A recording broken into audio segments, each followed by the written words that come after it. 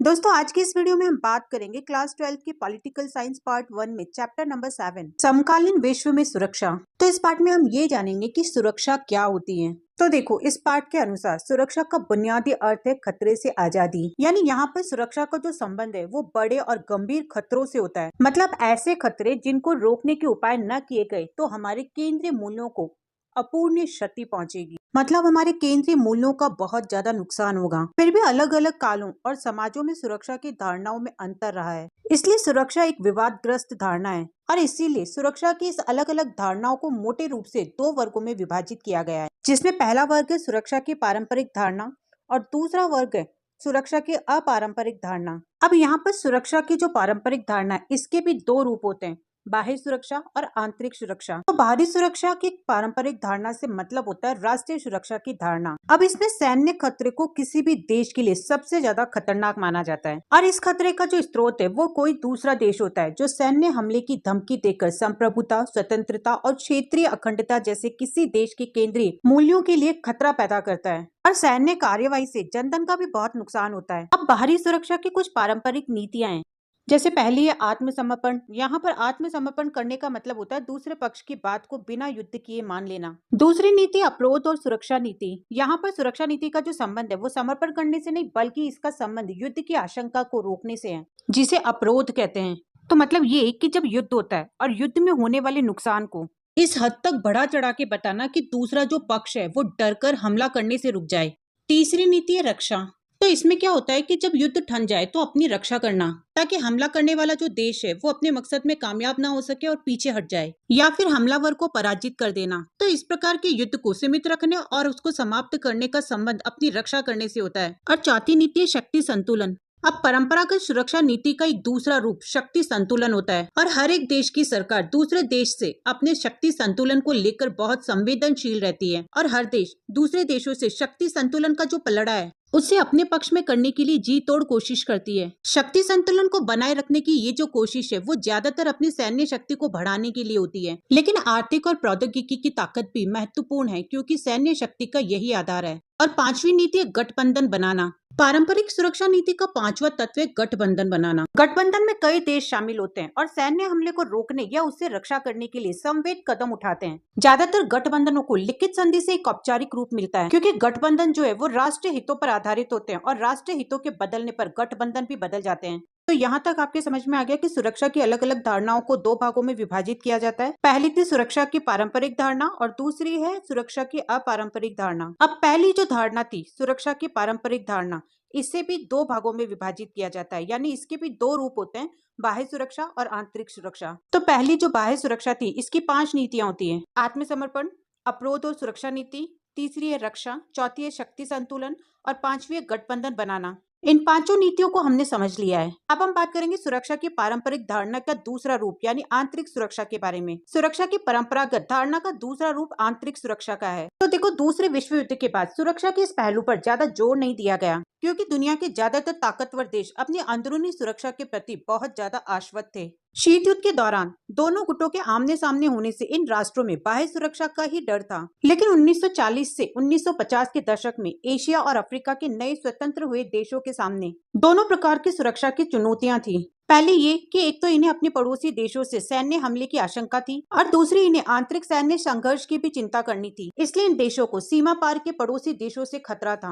और यही वजह थी कि इन्हें अंदर से भी खतरे की आशंका होती थी। और इन दोनों की जो मेन समस्या थी वो थी अलगाववादी आंदोलन, जो गृह युद्धों का रूप ले रही थी। इस तरह से पड़ोसी देशों से युद्ध और आंतरिक संघर्ष नए स्वतंत्र देशों के सामने सुरक्षा की सबसे बड़ी चुनौती थी। तो सुरक्षा की परंपरागत धारणा में ये स्वीकार किया जाता है कि हिंसा का प्रयोग जितना हो सके सीमित होना चाहिए। मतलब युद्ध खुद को और दूसरों को जनसंहार से बचाने के लिए ही करना चाहिए और युद्ध के साधनों का प्रयोग भी एक सीमित मात्रा में करना चाहिए। संघर्ष विमुख शत्रु, निहत्थे व्यक्ति और आत्मसमर्पण करने वाले शत्रु पर बल का प्रयोग नहीं करना चाहिए और इसके साथ ही बल का प्रयोग तभी किया जाना चाहिए जब बाकी के बचे हुए उपाय फेल हो गए हों। अब सुरक्षा के जो पारंपरिक तरीके हैं वो इस संभावना पर आधारित है कि देशों के बीच एक न एक रूप में सहयोग है और सुरक्षा के तरीके कुछ इस तरीके से हैं। पहला है निरस्त्रीकरण। इसका मतलब ये है कि सभी राज्य कुछ खास किस्म के हथियारों से बाज आएं, जैसे 1972 की जैविक हथियार संधि और 1992 की रासायनिक हथियार संधि। लेकिन महाशक्तियां जो है वो परमाणविक हथियार का विकल्प नहीं छोड़ना चाहती,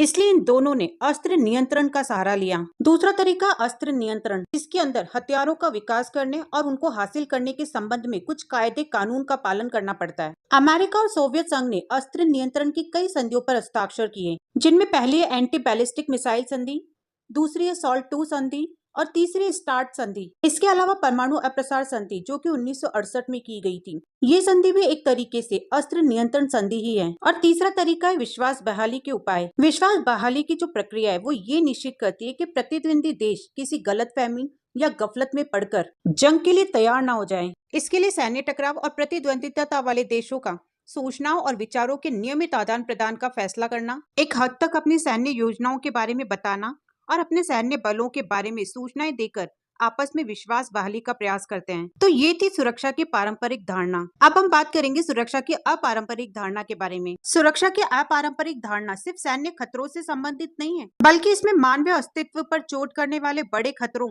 और आशंकाओं को शामिल किया जाता है। इसमें राज्य के साथ साथ व्यक्तियों, समुदायों और समूची मानवता की सुरक्षा को आवश्यक बताया गया है। यही वजह है कि सुरक्षा की अपारंपरिक धारणा को मानवता की सुरक्षा या फिर विश्व सुरक्षा कहा जाता है। इसमें दो तरीके की सुरक्षा आती है, एक मानवता की सुरक्षा और दूसरी विश्व सुरक्षा। अब ये मानवता की सुरक्षा का जो विचार है ये राज्य की सुरक्षा से भी बड़ा है। इसका मेन उद्देश्य व्यक्तियों की संरक्षा है, क्योंकि मानवता की सुरक्षा का संकीर्ण अर्थ लेने वाले पैरोकारों का जोर व्यक्तियों को हिंसक खतरों यानी खून खराबे से बचाने पर होता है। मानवता की सुरक्षा के एक बड़े अर्थ में युद्ध, जनसंहार और आतंकवाद जैसे हिंसक खतरों के साथ साथ अकाल, महामारी और आपदाएं भी शामिल होती हैं। मानवता की सुरक्षा के व्यापकतम अर्थ में आर्थिक सुरक्षा और मानवीय गरिमा की सुरक्षा को भी शामिल किया जाता है। इसमें ज्यादातर जोर अभाव से मुक्ति और भय से मुक्ति पर दिया जाता है। दूसरी है विश्व सुरक्षा। वैश्विक ताप वृद्धि, अंतर्राष्ट्रीय आतंकवाद, एड्स और बर्ड फ्लू जैसी समस्याओं और महामारियों के मद्देनजर 1990 के दशक में विश्व सुरक्षा की धारणा उभरी। अब क्योंकि इन समस्याओं की प्रकृति वैश्विक है,